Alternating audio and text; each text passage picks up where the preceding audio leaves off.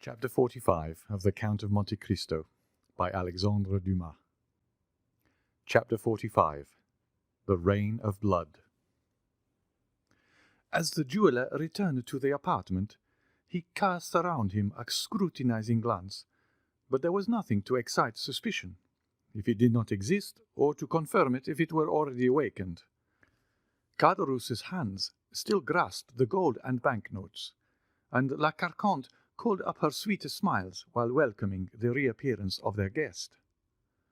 "Well, well," said the jeweller, "you seem, my good friends, to have had some fears respecting the accuracy of your money, by counting it over so carefully directly I was gone." "Oh, no," answered Caderousse, "that was not my reason, I can assure you. But the circumstance by which we have become possessed of this wealth are so unexpected as to make us scarcely credit our good fortune, and it is only by placing the actual proof of our riches before our eyes that we can persuade ourselves that the whole affair is not a dream." The jeweller smiled. "Have you any other guests in your house?" inquired he. "Nobody but ourselves," replied Caderousse. "The fact is, we do not lodge travellers. Indeed, our tavern is so near the town that nobody would think of stopping here." "Then I am afraid I shall very much inconvenience you." "Inconvenience us? Not at all, my dear sir," said La Carconte, in her most gracious manner. "Not at all, I assure you." "But where will you manage to stow me?" "In the chamber overhead." "Surely that is where you yourself sleep." "Never mind about that. We have a second bed in the adjoining room." Caderousse stared at his wife with much astonishment. The jeweller, meanwhile, was humming a song as he stood warming his back at the fire La Carconte had kindled, to dry the wet garments of her guest, and this done, she next occupied herself in arranging his supper, by spreading a napkin at the end of the table, and placing on it the slender remains of their dinner, to which she added 3 or 4 fresh-laid eggs. Caderousse had once more parted with his treasure. The banknotes were replaced in the pocket-book, the gold put back into the bag, and the whole carefully locked in the cupboard. He then began pacing the room with a pensive and gloomy air, glancing from time to time at the jeweller, who stood reeking with the stream from his wet clothes, and merely changing his place on the warm hearth, to enable the whole of his garments to be dried. "There," said La Carconte, as she placed a bottle of wine on the table. "Supper is ready whenever you are." "And you?" asked Joanne. "I don't want any supper," said Caderousse. "We dine so very late," hastily interposed La Carconte. "Then it seems I am about to eat alone," remarked the jeweller. "Oh, we shall have the pleasure of waiting upon you," answered La Carconte, with an eager attention she was not accustomed to manifest, even to guests who paid for what they took. From time to time, Caderousse darted on his wife keen, searching glances, but rapid as the lightning flash. The storm still continued. "There, there," said La Carconte. "Do you hear that? Upon my word, you did well to come back." "Nevertheless," replied the jeweller, "if by the time I have finished my supper the tempest has at all abated, I shall make another start." "It's the Mistral," said Caderousse, "and it will be sure to last till tomorrow morning." He sighed heavily. "Well," said the jeweller, as he placed himself at table, "all I can say is so much the worse for those who are abroad." "Yes," chimed in La Carconte, "they will have a wretched night of it." The jeweller began eating his supper, and the woman, who was ordinarily so querulous and indifferent to all who approached her, was suddenly transformed into the most smiling and attentive hostess.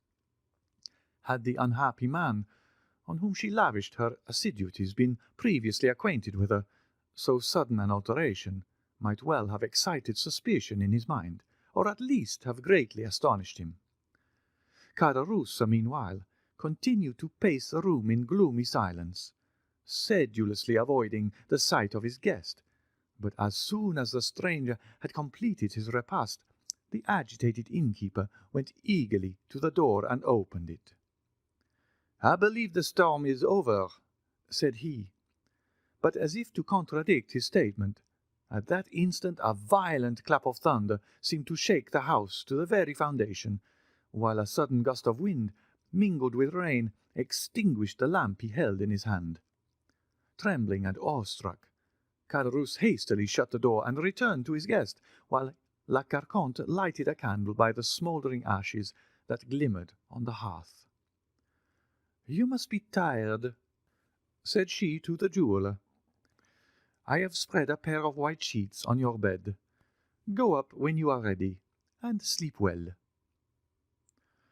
Joanne stayed for a while to see whether the storm seemed to abate in its fury, but a brief space of time sufficed to assure him that, instead of diminishing, the violence of the rain and thunder momentarily increased. Resigning himself, therefore, to what seemed inevitable, he bade his host good night, and mounted the stairs. He passed over my head, and I heard the flooring creak beneath his footsteps. The quick, eager glance of La Carconte followed him as he ascended, while Caderousse, on the contrary, turned his back and seemed most anxiously to avoid even glancing at him.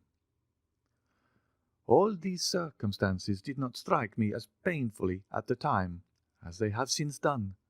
In fact, all that had happened, with the exception of the story of the diamond, which certainly did wear an air of improbability, appeared natural enough and called for neither apprehension nor mistrust. But, worn out as I was with fatigue, and fully purposing to proceed onwards directly the tempest abated, I determined to obtain a few hours' sleep. Overhead I could accurately distinguish every movement of the jeweller, who, after making the best arrangements in his power for passing a comfortable night, threw himself on his bed, and I could hear it creak and groan beneath his weight. Insensibly my eyelids grew heavy, deep sleep stole over me, and having no suspicion of anything wrong, I sought not to shake it off. I looked into the kitchen once more, and saw Caderousse sitting by the side of a long table upon one of the low wooden stools, which in country places are frequently used instead of chairs. His back was turned towards me, so that I could not see the expression of his countenance. Neither should I have been able to do so, had he been placed differently, as his head was buried between his two hands. La Carconte continued to gaze on him for some time. Then, shrugging her shoulders, she took her seat immediately opposite to him. At this moment, the expiring embers threw up a fresh flame from the kindling of a piece of wood that lay near, and a bright light flashed over the room. La Carconte still kept her eyes fixed on her husband, but as he made no sign of changing his position, she extended her hard, bony hand, and touched him on the forehead. Caderousse shuddered. The woman's lips seemed to move, as though she were talking, but because she merely spoke in an undertone, or my senses were dulled by sleep, I did not catch a word she uttered. Confused sights and sounds seemed to float before me, and gradually I fell into a deep, heavy slumber.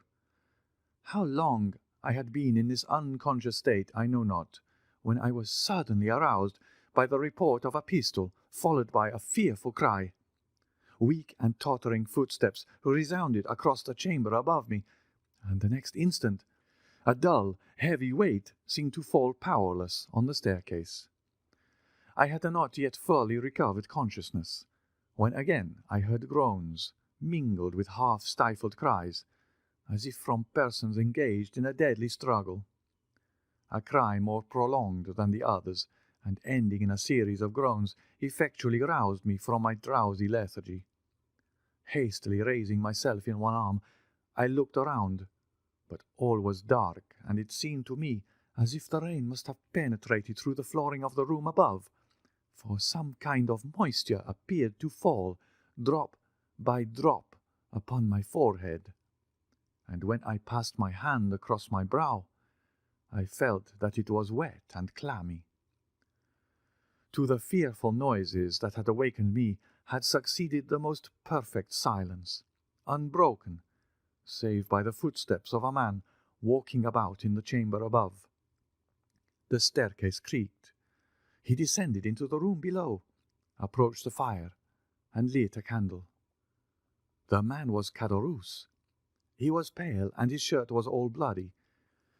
Having obtained the light, he hurried upstairs again, and once more I heard his rapid and uneasy footsteps. A moment later, he came down again, holding in his hand the small shagreen case, which he opened to assure himself it contained the diamond, seemed to hesitate as to which pocket he should put it in, then, as if dissatisfied with the security of either pocket, he deposited it in his red handkerchief, which he carefully rolled around his head. After this, he took from the cupboard the banknotes and gold he had put there, thrust the one into the pocket of his trousers and the other into that of his waistcoat, hastily tied up a small bundle of linen, and rushing towards the door, disappeared in the darkness of the night. Then all became clear and manifest to me, and I reproached myself with what had happened, as though I myself had done the guilty deed. I fancied that I still heard faint moans, and imagining that the unfortunate jeweller might not be quite dead, I determined to go to his relief, by way of atoning in some slight degree, not for the crime I had committed, but for that which I had not endeavoured to prevent. For this purpose I applied all the strength I possessed to force an entrance from the cramped spot in which I lay to the adjoining room. The poorly fastened boards which alone divided me from it yielded to my efforts, and I found myself in the house. Hastily snatching up the lighted candle, I hurried to the staircase. About midway a body was lying quite across the stairs. It was that of La Carconte. The pistol I had heard had doubtless been fired at her. The shot had frightfully lacerated her throat, leaving 2 gaping wounds, from which, as well as the mouth, the blood was pouring in floods. She was stone dead.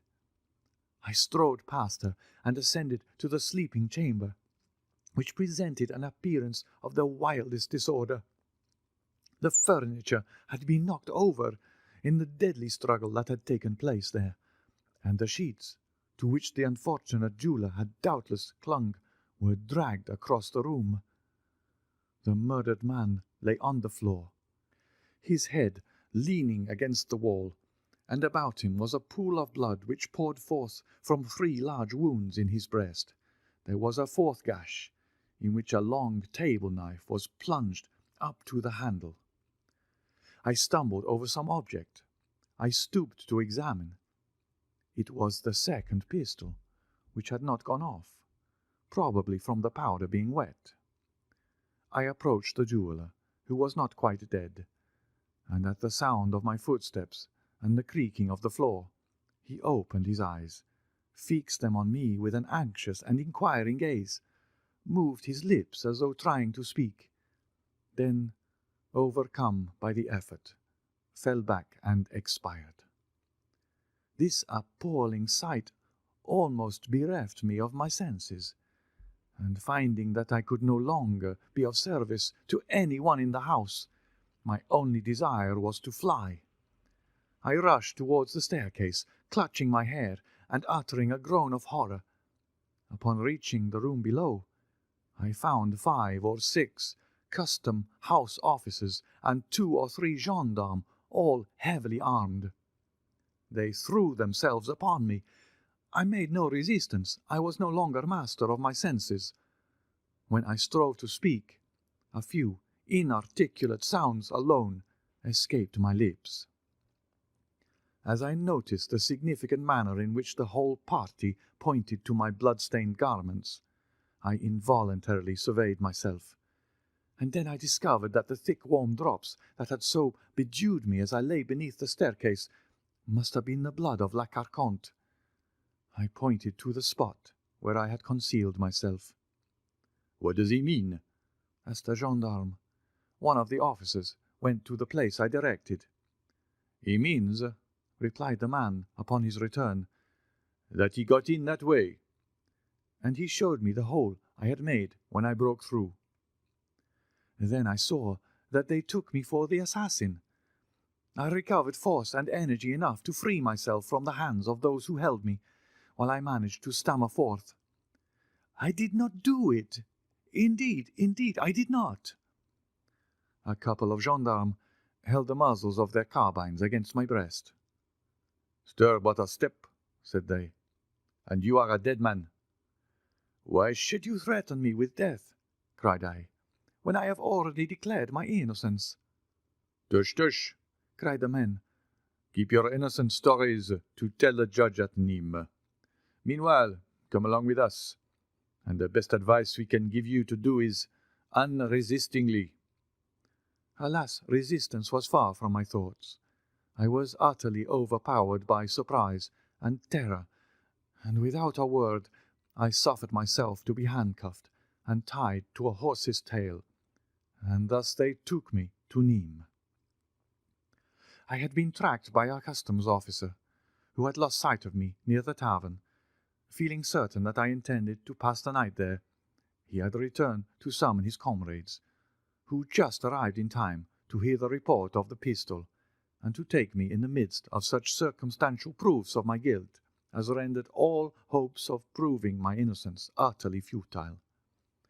One only chance was left me, that of beseeching the magistrate, before whom I was taken to cause every inquiry to be made for the Abbé Busoni, who had stopped at the inn of the Pont du Gard on that morning. If Caderousse had invented the story relative to the diamond, and there existed no such persons as the Abbé Busoni, then, indeed, I was lost past redemption, or at least my life hung upon the feeble chance of Caderousse himself being apprehended and confessing the whole truth. 2 months passed away in hopeless expectation on my part, while I must do the magistrate the justice to say that he used every means to obtain information of the person I declared could exculpate me if he would. Caderousse still evaded all pursuit, and I had resigned myself to what seemed my inevitable fate. My trial was to come on at the approaching assizes, when, on the 8th of September, that is to say, precisely 3 months and 5 days after the events which had perilled my life, the Abbé Busoni, whom I never ventured to believe I should see, presented himself at the prison doors, saying he understood one of the prisoners wished to speak to him. He added that, having learned at Marseilles the particulars of my imprisonment, he hastened to comply with my desire. You may easily imagine with what eagerness I welcomed him, and how minutely I related the whole of what I had seen and heard. I felt some degree of nervousness as I entered upon the history of the diamond, but to my inexpressible astonishment he confirmed it in every particular, and to my equal surprise he seemed to place entire belief in all I said. And then it was that, won by his mild charity, seeing that he was acquainted with all the habits and customs of my own country, and considering also that pardon for the only crime of which I was really guilty might come with a double power from lips so benevolent and kind, I besought him to receive my confession, under the seal of which I recounted the Auteuil affair in all its details, as well as every other transaction of my life.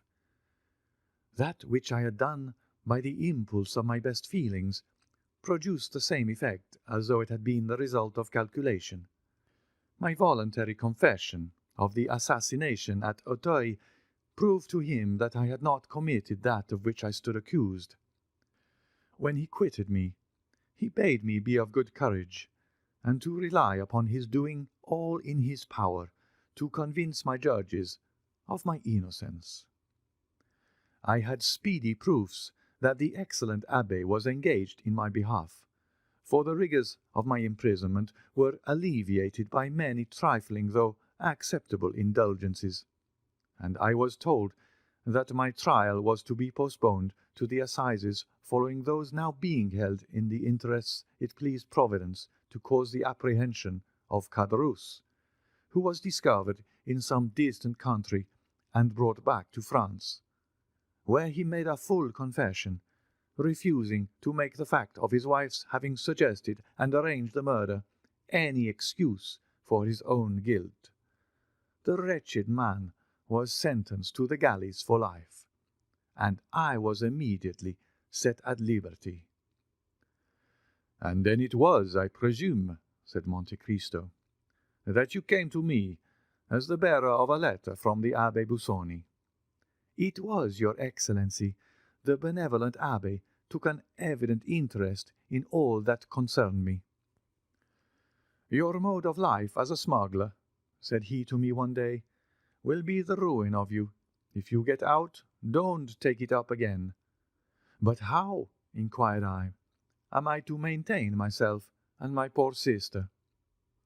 "A person whose confessor I am," replied he, "and who entertains a high regard for me, applied to me a short time since to procure him a confidential servant. Would you like such a post? If so, I will give you a letter of introduction to him." "Oh, father," I exclaimed, "you are very good." "But you must swear solemnly that I shall never have reason to repent of my recommendation." I extended my hand and was about to pledge myself by any promise he would dictate, but he stopped me. "It is unnecessary for you to bind yourself by any vow," said he. "I know and admire the Corsican nature too well to fear you. Here, take this," continued he, after rapidly writing the few lines.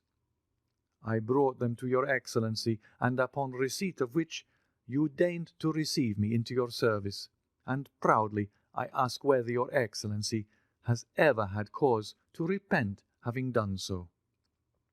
"No," replied the Count. "I take pleasure in saying that you have served me faithfully, Bertuccio, but you might have shown more confidence in me." "I, your Excellency?" "Yes, you.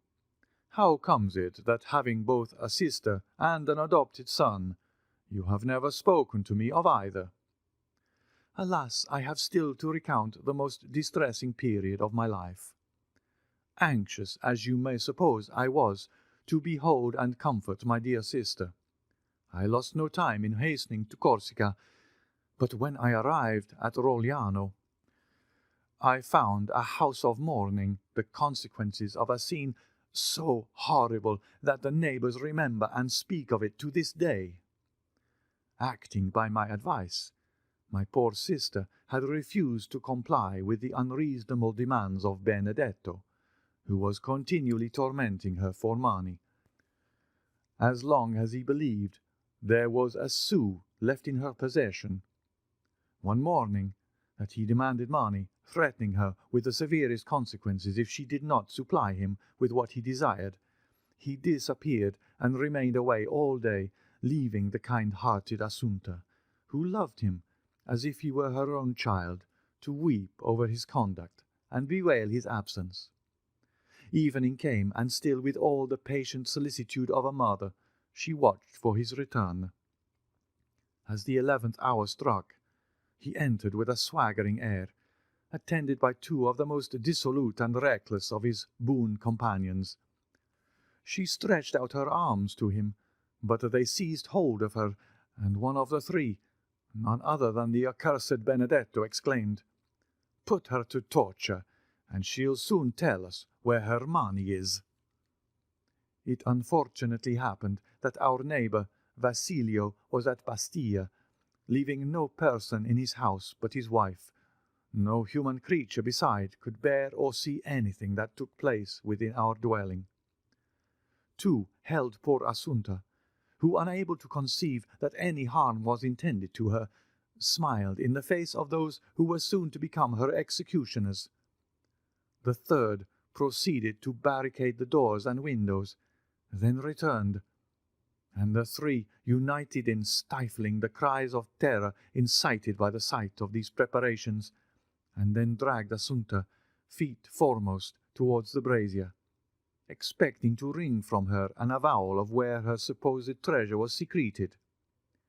In the struggle, her clothes caught fire, and they were obliged to let go their hold in order to preserve themselves from sharing the same fate.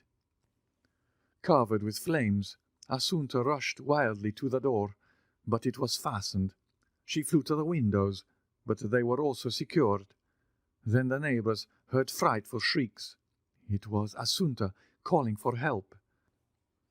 The cries died away in groans, and the next morning, as soon as Vasilio's wife could muster up courage to venture abroad, she caused the door of our dwelling to be opened by the public authorities, when Assunta, although dreadfully burnt, was found still breathing.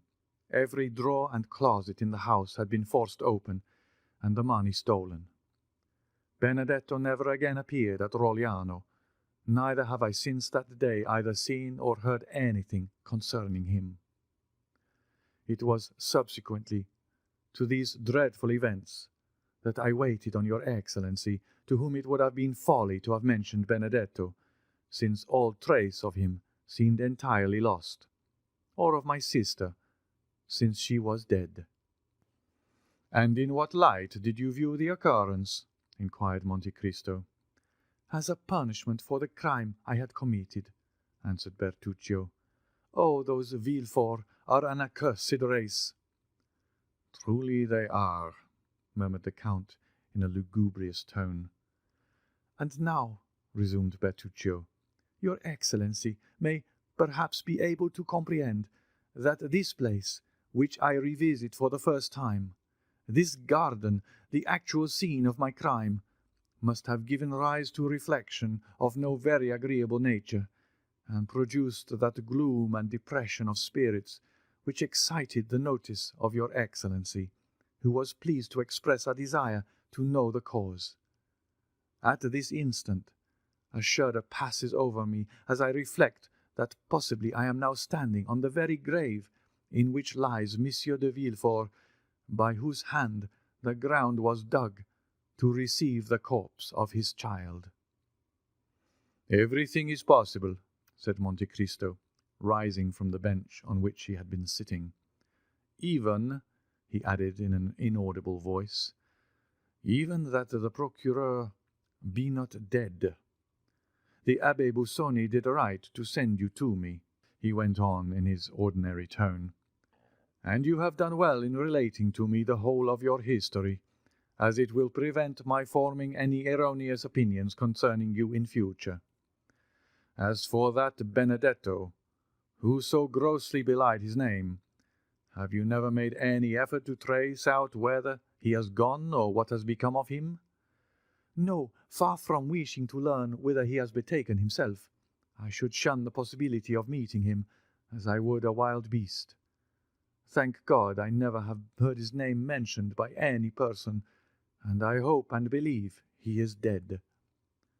"Do not think so, Bertuccio," replied the Count, "for the wicked are not so easily disposed of, for God seems to have them under his special watch-care, to make of them instruments of his vengeance." "So be it," responded Bertuccio. "All I ask of heaven is that I may never see him again. And now, your Excellency," he added, bowing his head, "you know everything. You are my judge on earth, as the Almighty is in heaven. Have you for me no words of consolation?" "My good friend, I can only repeat the words addressed to you by the Abbé Busoni. Villefort merited punishment for what he had done to you, and perhaps to others. Benedetto, if still living, will become the instrument of divine retribution in some way or other. and then be duly punished in his turn. As far as yourself are concerned, I see but one point in which you are really guilty. Ask yourself wherefore, after rescuing the infant from its living grave, you did not restore it to its mother.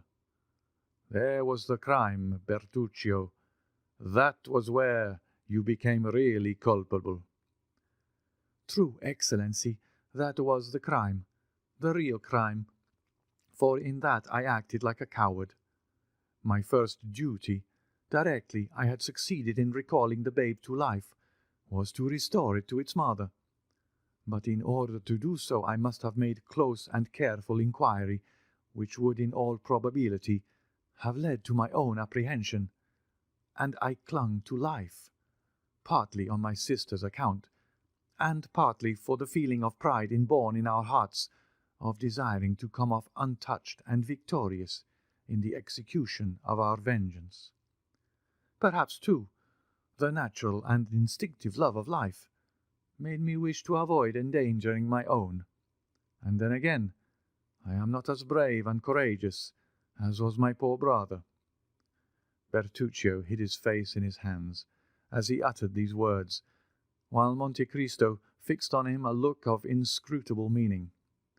After a brief silence, rendered still more solemn by the time and place, the Count said in a tone of melancholy wholly unlike his usual manner, "In order to bring this conversation to a fitting termination, the last we shall ever hold upon this subject, I will repeat to you some words I have heard from the lips of the Abbé Busoni. For all evils there are two remedies, time and silence.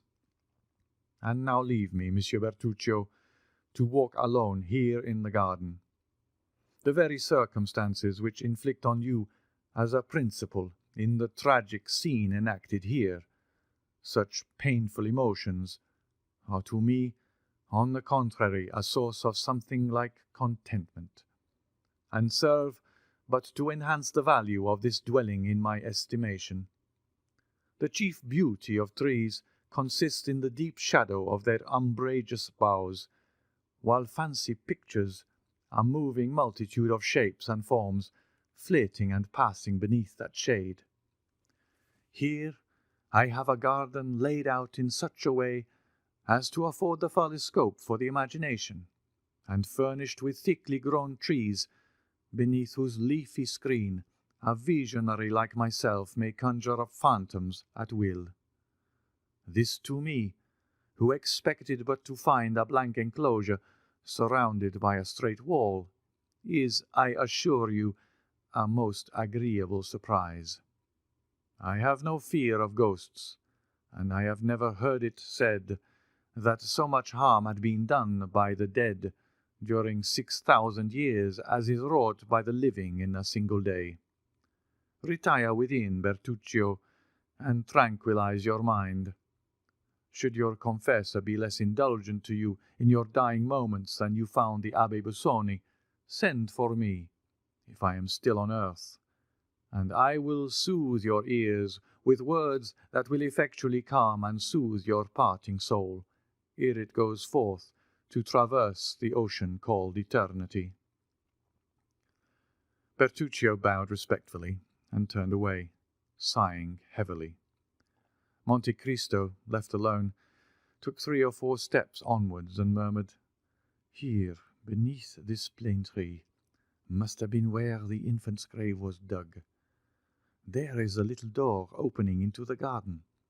At this corner is the private staircase communicating with the sleeping apartment. There will be no necessity for me to make a note of these particulars, for there, before my eyes, beneath my feet, all around me, I have the plan sketched with all the living reality of truth." After making the tour of the garden a second time, the Count re-entered his carriage, while Bertuccio, who perceived the thoughtful expression of his master's features, took his seat beside the driver without uttering a word. The carriage proceeded rapidly towards Paris. That same evening, upon reaching his abode in the Champs-Élysées, the Count of Monte Cristo went over the whole building with the air of one long acquainted with each nook or corner. Nor, although preceding the party, did he once mistake one door for another, or commit the smallest error when choosing any particular corridor or staircase to conduct him to a place or suite of rooms he desired to visit. Ali was his principal attendant during this nocturnal survey, having given various orders to Bertuccio relative to the improvements and alterations he decided to make in the house. The Count, drawing out his watch, said to the attentive Nubian, "It is 11:30. Haydée will soon be here. Have the French attendants been summoned to await her coming?" Ali extended his hands towards the apartments destined for the fair Greek, which was so effectually concealed by means of a tapestried entrance that it would have puzzled the most curious to have divined their existence. Ali, having pointed to the apartments, held up 3 fingers of his right hand, and then, placing it beneath his head, shut his eyes and feigned to sleep. "I understand," said Monte Cristo, well acquainted with Ali's pantomime. "You mean to tell me that 3 female attendants await their new mistress in her sleeping chamber?" Ali, with considerable animation, made a sign in the affirmative.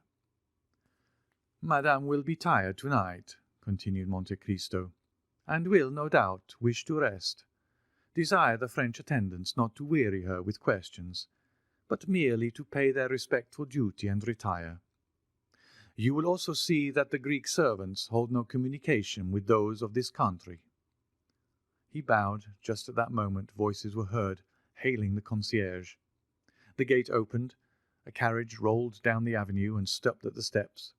The Count hastily descended, presented himself at the already opened carriage door, and held out his hand to a young woman, completely enveloped in a green silk mantle, heavily embroidered with gold. She raised the hand extended toward her to her lips, and kissed it with a mixture of love and respect. Some few words passed between them in that sonorous language in which Homer makes his gods converse. The young woman spoke with an expression of deep tenderness, while the Count replied with an air of gentle gravity.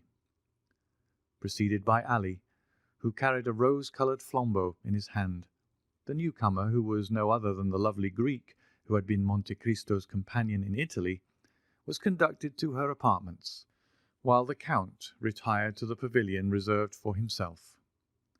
In another hour every light in the house was extinguished, and it might have been thought that all its inmates slept. End of chapter 45.